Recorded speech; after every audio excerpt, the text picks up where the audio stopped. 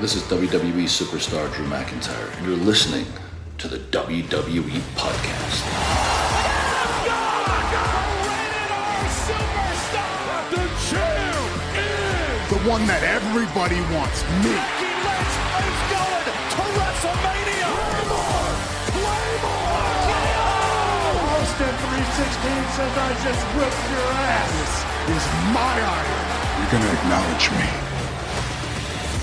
It's the current state of WWE here on this Monday evening as we're recording this, and I am well aware of the things going on Monday Night Raw. I've heard of returns and promos that are going on that we won't bring up, but we're here to kind of put a bow on Money in the Bank that took place Saturday night, and we're going to focus on just a couple of items from that event, and but because we have a co-host, of course, I'm not just doing this by myself. Anthony DeMarco is back with us, and he's going to talk a little bit of Money in the Bank and giving us his thoughts on it. And how you doing, man? And what did you think overall about the event? You know, it's weird. Originally, I was just like, yeah, that was a decent pay-per-view. But I think that was just because we've been so accustomed to very good pay-per-views under the Triple H era. And I just think overall, when you look at it objectively and you don't compare it directly one-on-one with other great pay-per-views that have been put on by WWE over the last 12 months, you can acknowledge that it was once again a home run, not without its flaws, but I think that it's just another example of a long line of very, very good pay-per-views under the Triple H era. Whether or not Vince has his fingers in the pie is a different topic, but with Triple H at the helm, at least on paper, I feel like WWE has reinvigorated their premium live events, and all of them feel like must-watch television. I don't even care if Vince did have his hands in the pie. I don't care if he had his whole body in the pie, because the result was the same, and that is, I think we got it a really good show. Now, the crowd added to it. I think that we have been spoiled for as an audience to see these crowds that have such pent-up passion and are starved for WWE events and are 3 times as loud as the typical United States crowd. And so I think now that they're going to Detroit for SummerSlam, I think it will be a downgrade in terms of crowd reaction. Not to say they won't be loud, but it's nearly impossible to match what happened, of course, in Montreal, what happened in Puerto Rico, what happened in Saudi Arabia, what's happening in London. And now, they're going to go to good old Detroit for, SummerSlam, which will be a good event, and we can talk about that at some point in the future. But overall, I'm with you. Really good event. I don't care who created it or why or whatever. It was a very good event, and you're right. This is a pattern now, and perhaps it's maybe a bit of evil genius of not creating a great build so that your bar isn't so high, and therefore the result of every pay-per-view, you're thinking, wow, that's better than I thought it was. I doubt that's the intention, but overall, man, what a great show.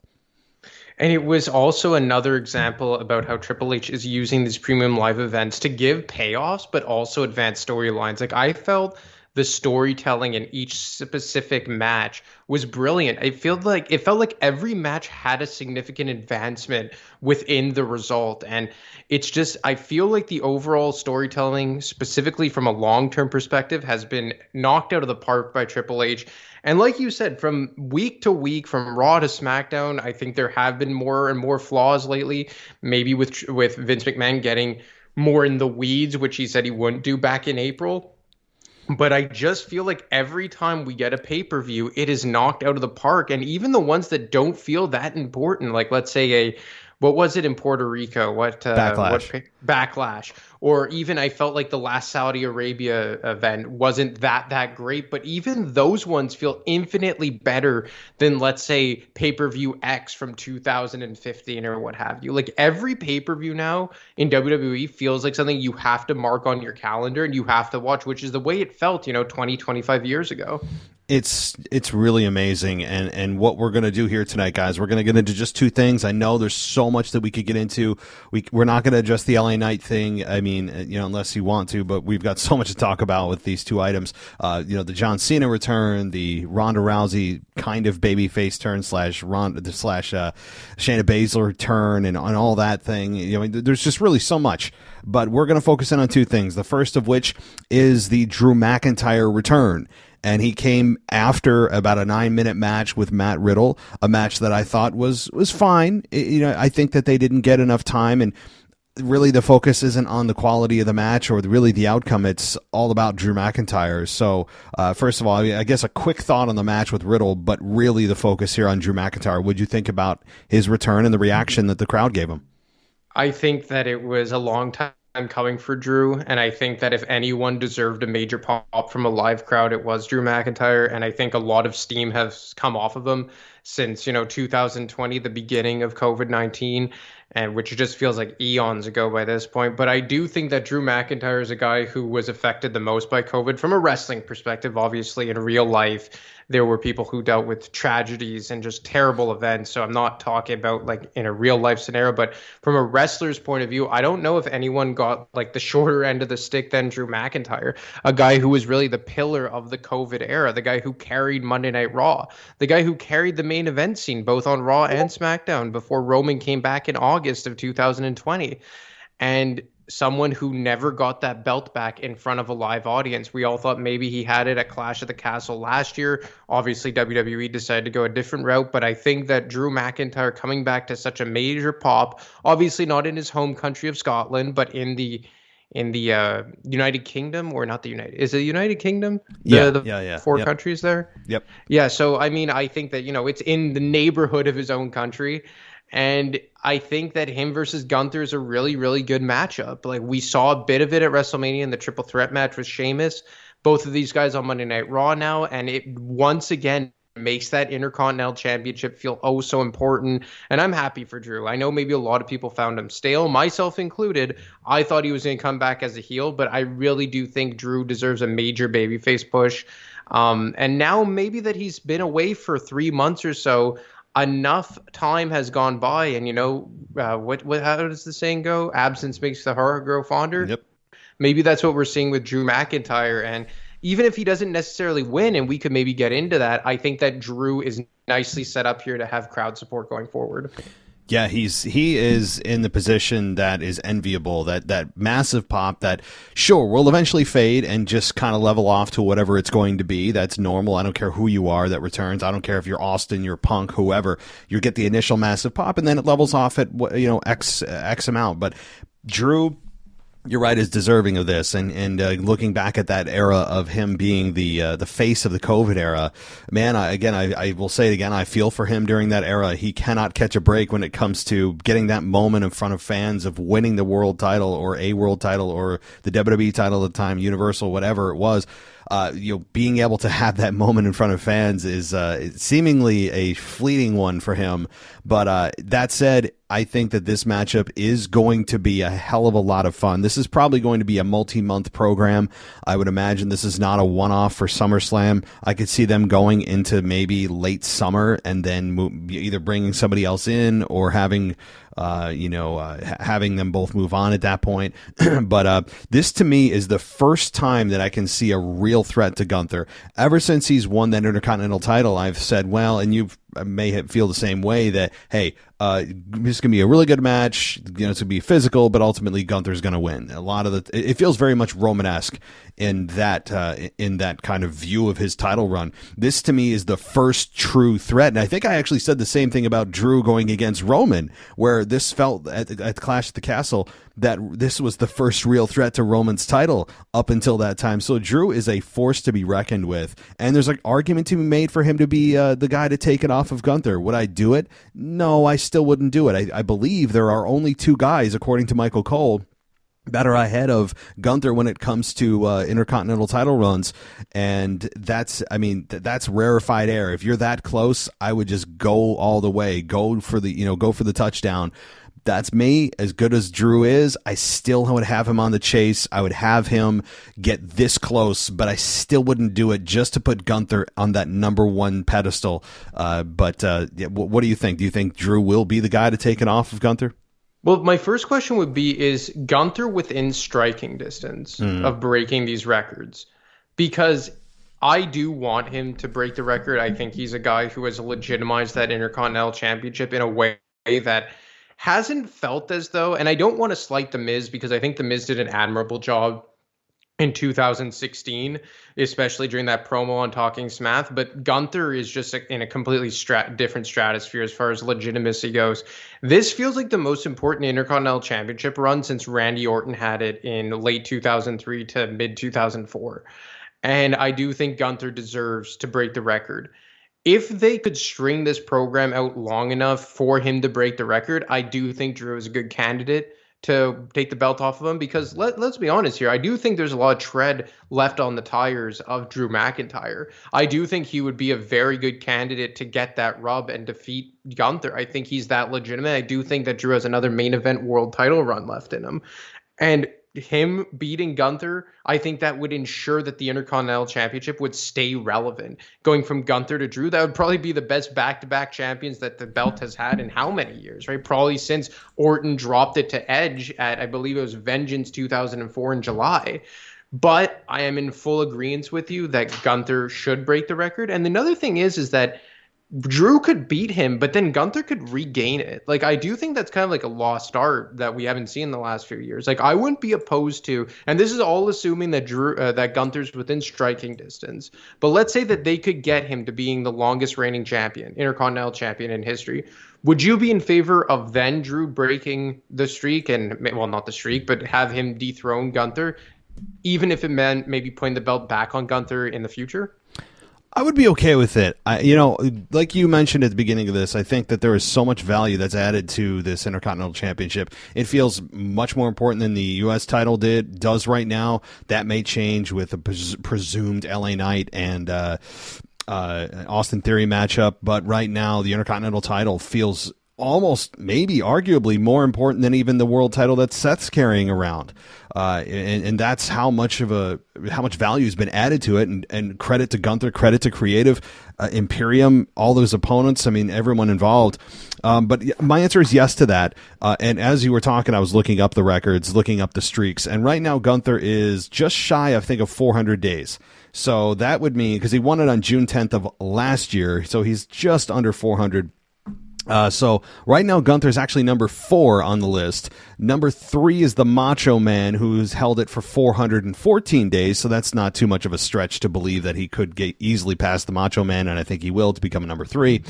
And then you get to number 2 at 424 days. I mean, these are very small increments. And then number 1 is the Honky Tonk Man at 454 days. So it's not like the world title or the WWE title or whatever the hell weird lineage has now been, kind of mutilated into. Yeah, the Intercontinental is very cut and dry, very clean.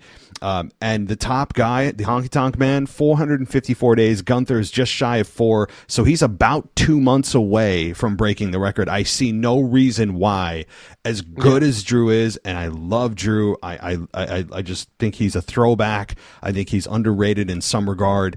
I just think that the record's right there for the taking, and Gunther is that important of a talent that I would not break this streak right now. You are this close to being able to have Gunther claim that number 1 spot.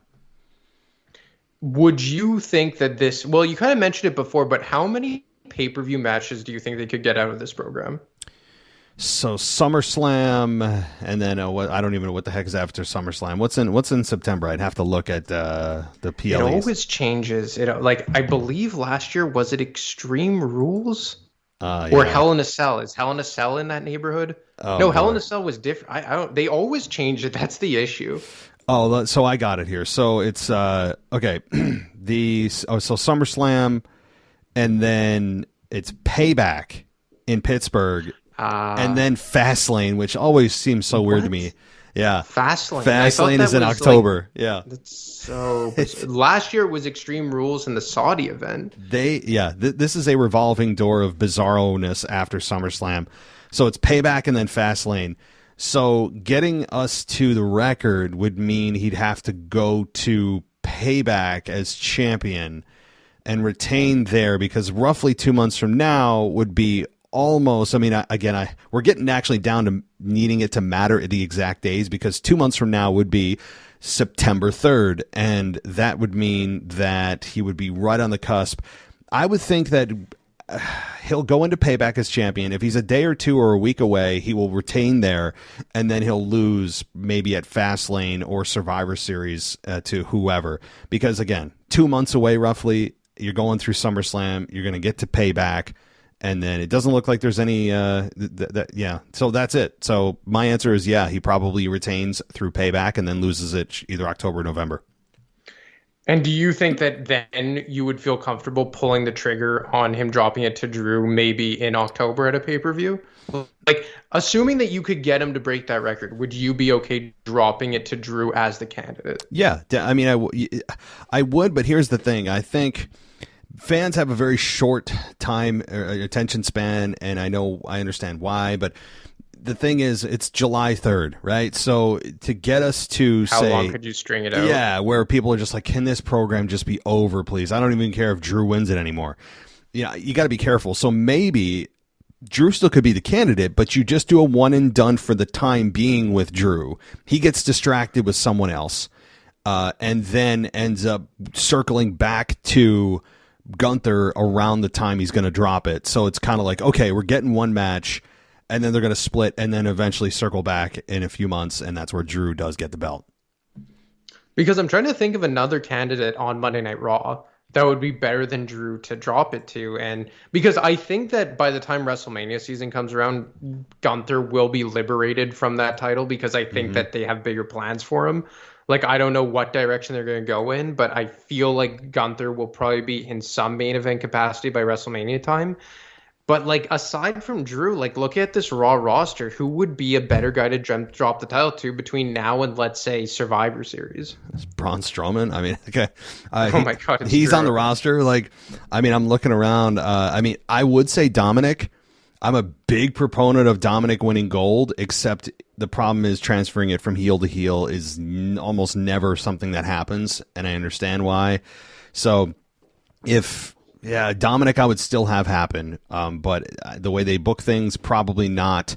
I would imagine that Kevin and Sammy are still going to remain the tag champions through the end of the summer, maybe into the fall. But once they end up splitting, hopefully not feuding, just splitting and going their separate ways, perhaps Kevin Owens could be a candidate, or Sami Zayn could be a candidate if they're not a team anymore. But outside of that, I mean, who you got? Like, you got Ricochet. Seth obviously is still champion. I think he'll be champion maybe even through WrestleMania. I don't know. I mean, that's maybe a returning Big E. I keep talking about returning Big E, but maybe him. Yeah, there's definitely a lot of options you can go with. It's just I'm not sure if any option is as significant as Drew McIntyre. So, I mean, TBD, I would say, but they definitely have something here, because at the very least, like, we loved Gunther versus Sheamus, but this can kind of be a replica of that from last year. Yeah, it could be. I mean, I don't think anyone would complain if that happened. So, all right. Well, I do want to switch gears here, because we have the main event to talk about, and it's one that went 32 minutes. And, you know, I tweeted this out, and I was trying to see if anyone was complaining about, oh, my God, that was the longest main event ever. I didn't hear one complaint about the length of the main event. Now, some people I'm sure did, but I didn't see it. And it's telling in a lot of good ways that you have a main event that went 32 minutes, and it didn't feel that long. Not that it didn't drag at times. There were some slow moments and some kind of the pacing needs to pick up a little bit. But generally, 32 minutes is an infinity for a lot of matches. And this is just attributable to great storytelling. And when you have great storytelling, you can go this long without people complaining. And I really thought, this was as advertised. Sure, were the kickouts of some finishes just ridiculous? Should Jay have kicked out the number of times he did? There's an argument to be made there. I'm generally not a proponent of multiple kickouts of money finishes. However, I understand the story of it. I still was with the crowd. I thought it was over multiple times with the spear that Roman hit. There was another spot too, the stack that Roman Reigns stacked both Usos and they kicked out. That also made me, like, I was very surprised at that. And then Roman Reigns taking the pin. I'll stop there and let you provide your thoughts.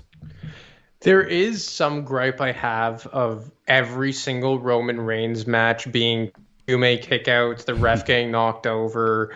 It's very formulaic and it's starting to get a bit eye-rolling.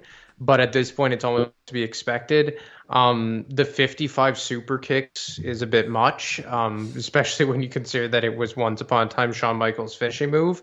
There were some things along the way I didn't love, of course, but I think Roman Reigns taking the pin was absolutely the right call, and it felt very satisfying for the first time in arguably Roman Reigns' entire run. Now, you can make the case that what happened at Night of Champions in Saudi Arabia was the first step to that, but he didn't take the pin.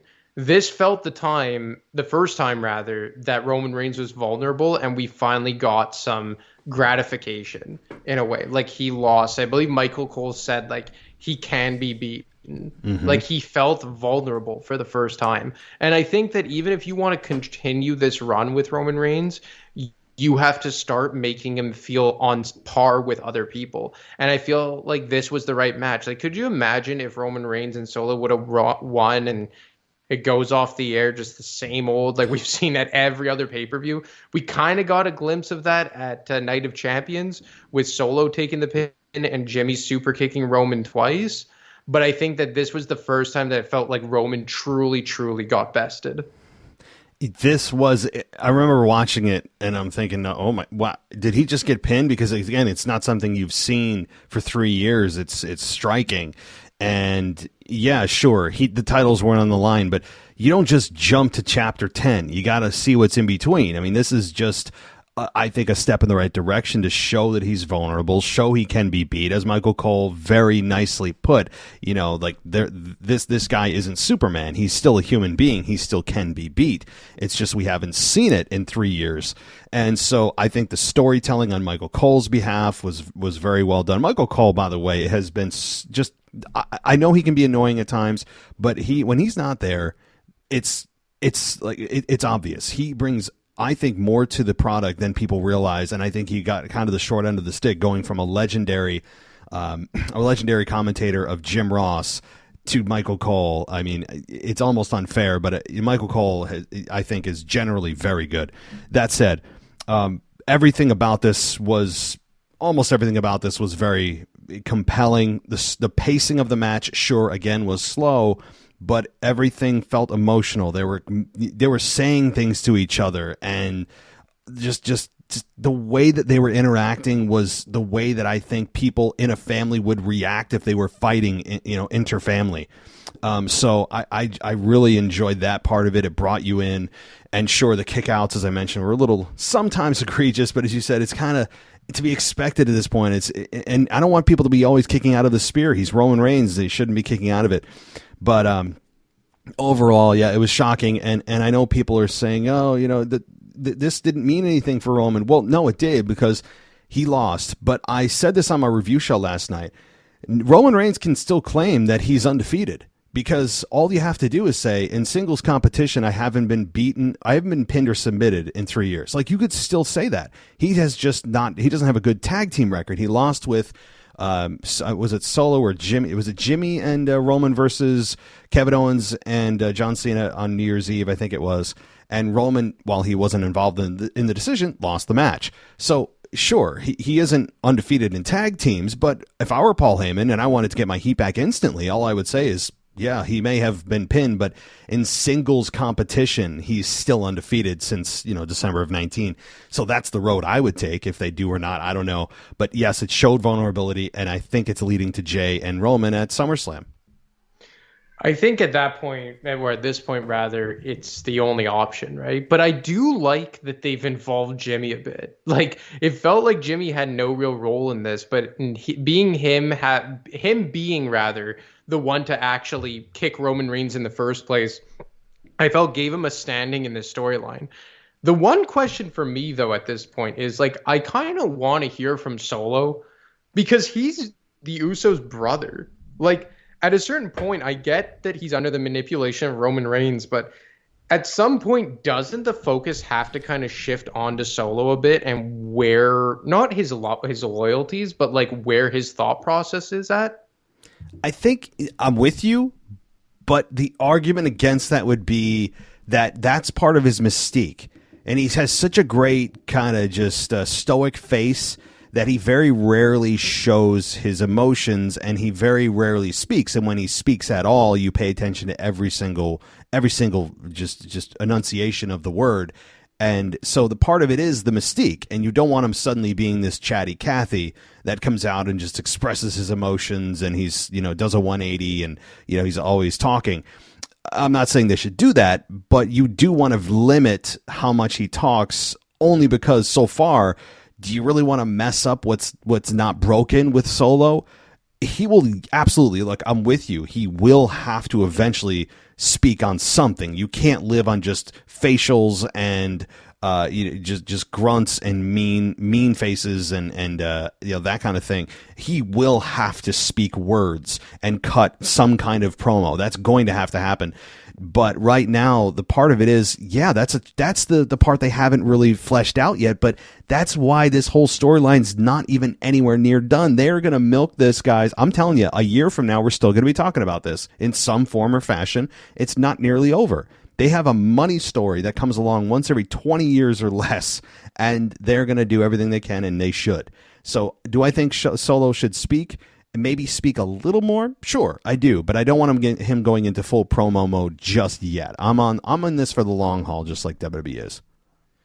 I know we've spoken about this, you and I, both together and separately, more times than I can count, but will it be unforgivable if The Rock doesn't come in at any point? Oh God, I keep swearing off talking about The Rock. I've made my promise to the listeners that I'm only going to talk about it if I'm provoked. So I guess I'm provoked. So I have to talk about it now. So will it be unforgivable?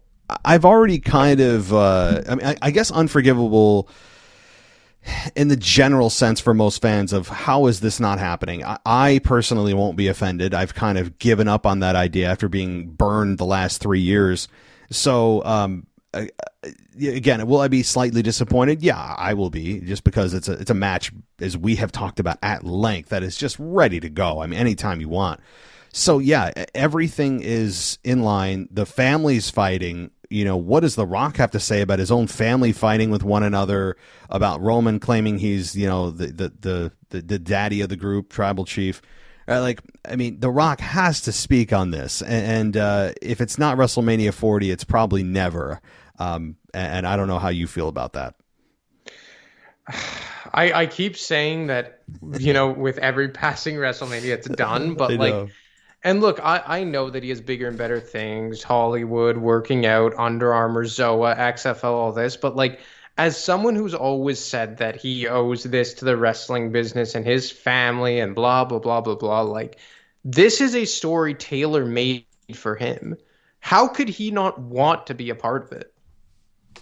I think he would say, well, it's not that I don't want to be, it's just that, he has other commitments. And it's true. He does. He is somehow he's omnipresent. He's somehow in 8 places at once. I don't know how the hell he does it and how he's living his life and not, just absolutely burned out. I don't know what he's doing to survive in every project he's involved in, but I'm sure the desire is there. He has the desire. I can confidently say that on his behalf. It's just that it hasn't clearly been a priority. I mean, I think that's the difference. The desire is there, but the priority has always been kind of, not number one. That's I think what's going on. But you and I have said, oh, this is WrestleMania. It's got to be it. Well, this WrestleMania's got to be it.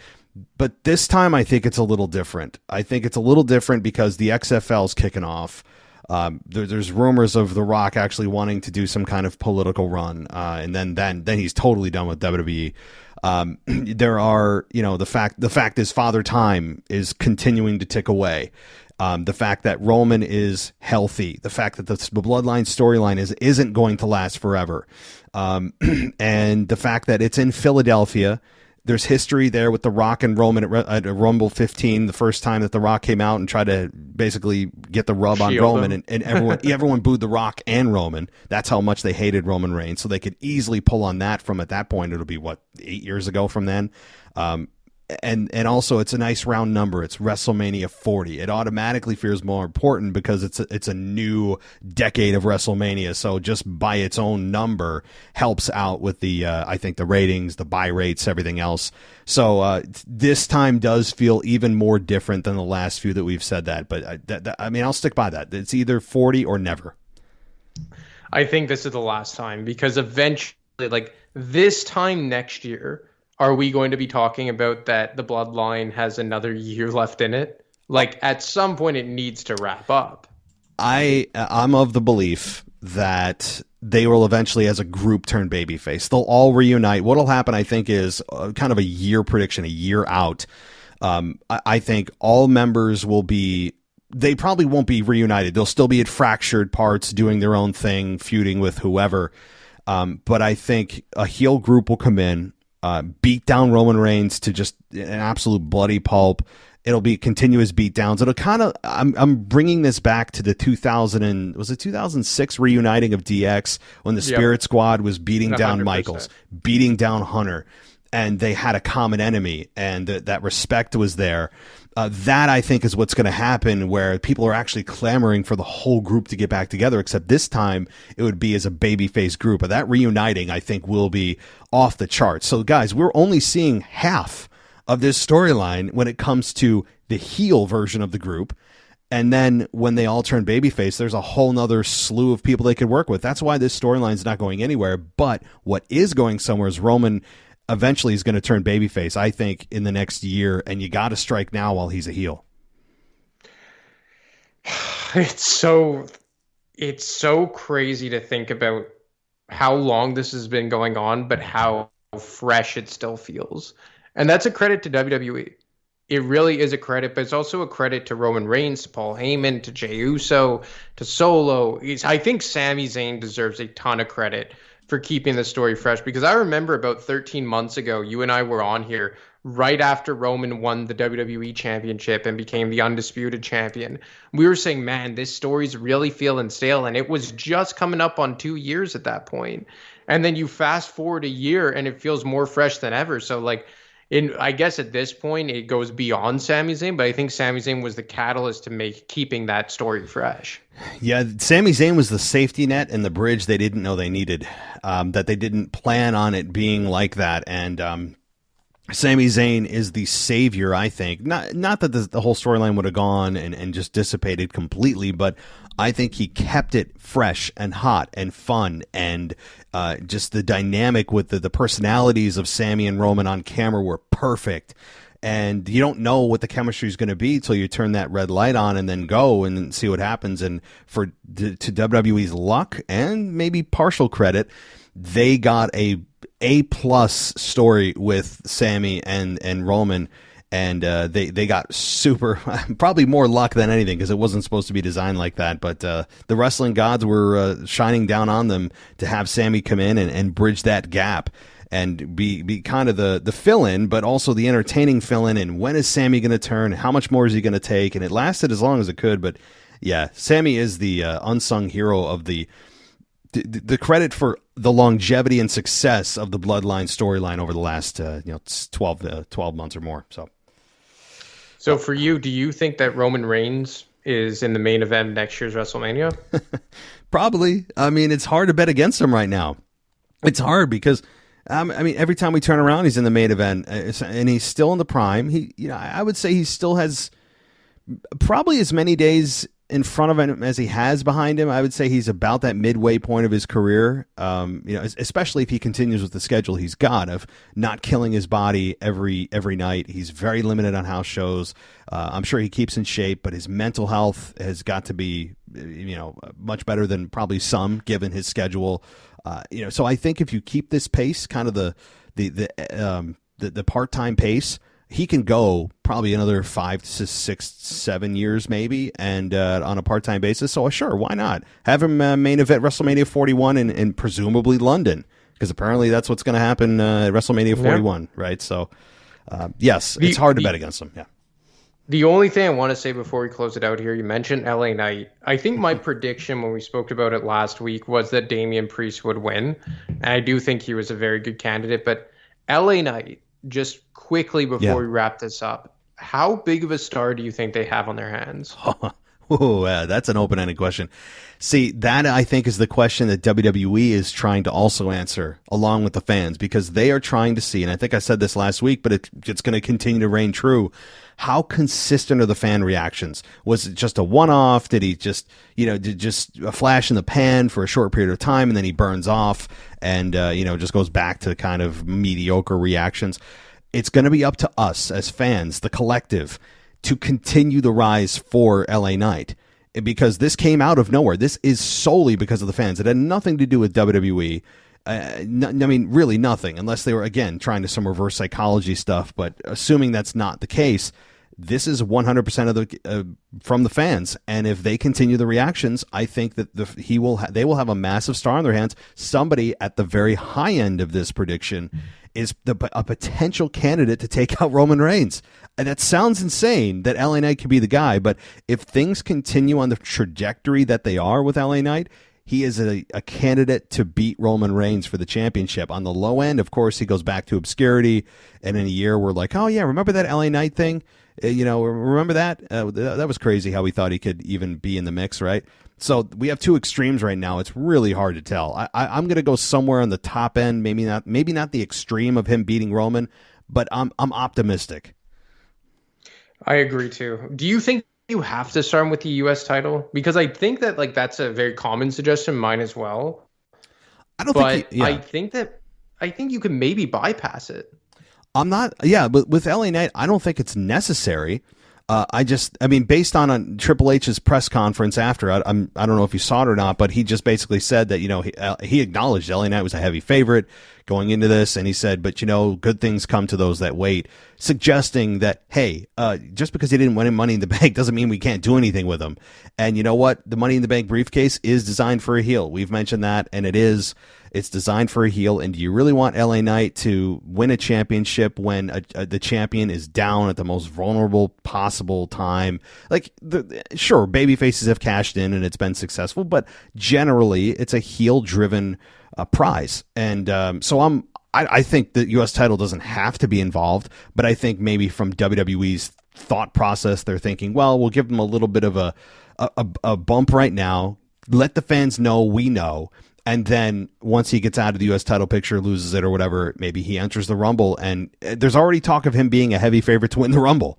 I mean, he's already Cody Rhodesing it, and he's already a heavy favorite for the Royal Rumble in, 6 months, 7 months, whatever it is. So. Well, as of right now, I think the two favorites to win the Rumble would be LA Knight and Gunther. I think those are the top two favorites at this juncture.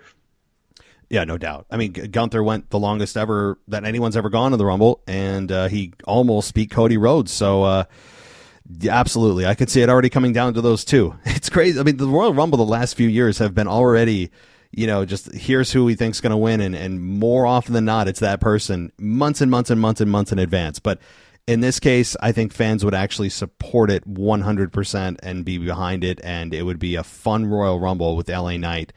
If they continue the momentum, that's the key. And see what you have here. And I think WWE's experimenting with that right now. So they're seeing if it's for real, or is it, what's the phrase? Is he a contender or a pretender? I think that's what they're doing right now. That's my opinion. So, all right. Well, any wrap up thoughts or anything else that you want to mention before we plug your show?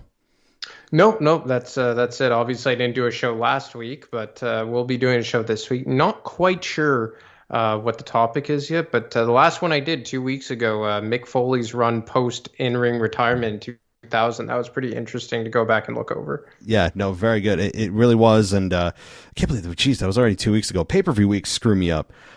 So yeah, check that out, guys. But a new one will be dropping in just a few days on Friday. Check it out, and of course, where can people follow you on Twitter? You can follow me at AdaMarco25, and obviously, I always say be sure for a lot of hockey content. And lately, I try not to say anything because when I say anything, it tends to blow up. So I try and keep it short and sweet. Less is more. Yeah. He's kind of a big deal these days on Twitter. So enjoy the hockey content, guys, and we'll be talking in a week, buddy. Yeah, man. Take it easy. Bye. Thanks for listening to the WWE Podcast. Don't forget to subscribe on your favorite podcast app so you don't miss a show, or head to WWEpodcast.com. And for all of these shows ad-free, head over to patreon.com/WWE Podcast. Until then, we'll see you next time.